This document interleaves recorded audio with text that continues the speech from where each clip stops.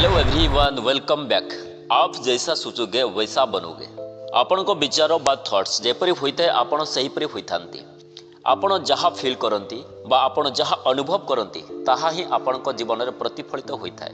कारण ए विश्व ब्रह्मांड एक बहुत बड़ आईना सदृश। आईनार कैरेक्टरिस्टिक आपण को जनाथिबो जे आईना सामने आपण जेकोसी जिनिस रखिबे ताहा पुणी रिफ्लेक्शन होई आपण को देखाइबा आरंभ करे। तेणु आपण को थॉट्स आपण को विचार आपण को रियलिटी को निर्माण करिथाय। जदि आपण यूनिवर्सल लॉ को बुझी पारंती जीवन में जेकोसी लक्ष्य को अचीव करि परिबे। मु आपण को गारंटी दउछि आपण लाइफ रे सक्सेस होई परिबे if you understand the law of universe.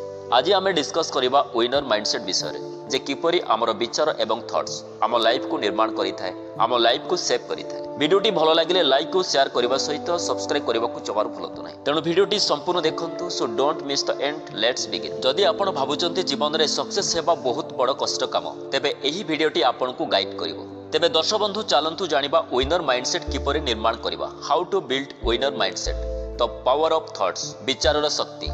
आमे जहाँ चिंता करिथाउ ताहा आमे आम जीवन में आकर्षित करिथाउ। एहाकु लॉ ऑफ अट्रैक्शन कुआ जाय। जदि आपण नेगेटिव चिंता करंती तेबे आपनक जीवन में नेगेटिव परिस्थिति सृष्टि हुए, किंतु आपनक पॉजिटिव विचार द्वारा पॉजिटिव परिवेश पॉजिटिव लोकन को लाइफ रे आकर्षित करिथांती, जहा फल आपनक लाइफ रे सफलता को अचीव करि परिथांती। जीवन आपनकर किपरि निर्माण करिवे ताहा मध्य आपनक हाथ रे।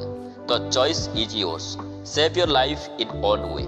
विचार शुद्ध रखंतु, सकारात्मक ढंग जीवन को निर्माण करंतु। बंधुगण, विनर माइंडसेट एक ब्रह्मास्त्र परि कार्य करिथाय जहाँ आपण को सफलता पर्यंत नहीं जाय परिबो। तेणु सफलता पाई ए चारोटी बेसिक पॉइंट्स को फॉलो करंतु। बंधुगण, जीवन में सक्सेसफुल मनुष्यटी हेबा पाई लाइफ रे क्लियर गोल सेट करबा अत्यंत जरूरी होइथाय। आपण मानंतु बा न मानंतु लाइफ रे गोल क्रिस्टल क्लियर हेबा जरूरी। विदाउट सेट क्लियर गोल अर्थात रैंडमली जीवा द्वारा मिस डायरेक्शन रे जाई परंती।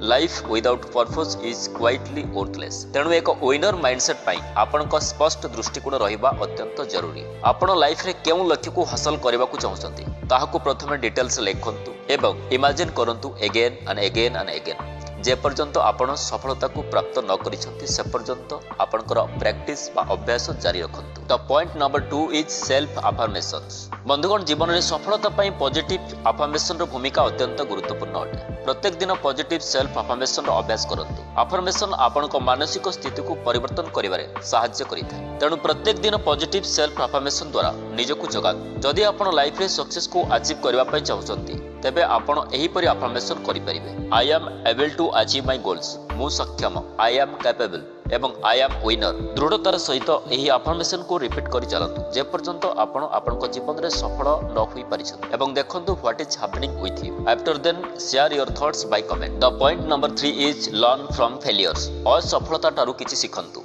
बंधुगण, जीवन में असफलता ठारू शिखिबा एक भल गुण अटे। जो माने जीवन में असफलता को आलिंगन करिसंती, एक्सेप्ट करिसंती, सेहि माने ही जीवन में सफलता रास्ता पाइसंती। तेणु इंग्राजी रे एक सुंदर कथा अछि, failure is the pillar of success. सफल लोक माने असफलता को भय करि नथांती, बरं सेथुरु किछि शिक्षा लाभ करी आगो को बढ़िथांती। सेमाने असफलता को शिखिबार एक सु अवसर रूपे देखिथांती। Failure gives so many information to achieve success in your life. तेणु लाइफ रे सक्सेस हेबा को हेले लाइफ रे फेलियर को रेस्पेक्ट करंतु, स्वागत करंतु। कारण फेलियर ही एकमात्र रास्ता जहा आपन को सफलता पर्यंत नै जाई परिथाय। The last and point number 4 is regular analysis. बंधुगण, जीवन रे सफल हेबा को हेले रेगुलर एनालिसिस करबा बहुत जरूरी। आपनकर प्रत्येक एक्टिविटीज को एनालिसिस करंतु। प्रत्येक दिन निजर प्रोग्रेस को ट्रैक करंतु। डे गोल सेट करंतु।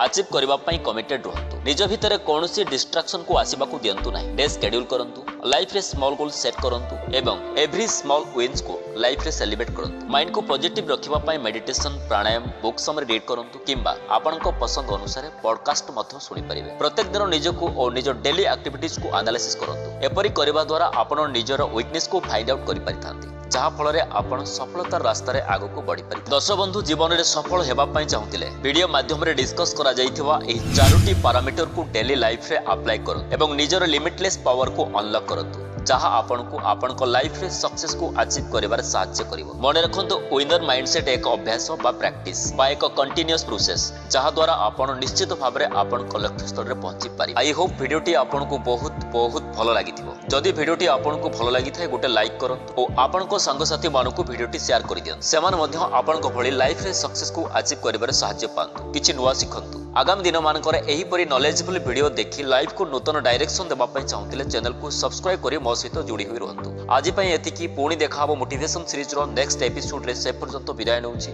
नमस्ते। I wish you all the very best. Stay motivated, stay safe. Thank you.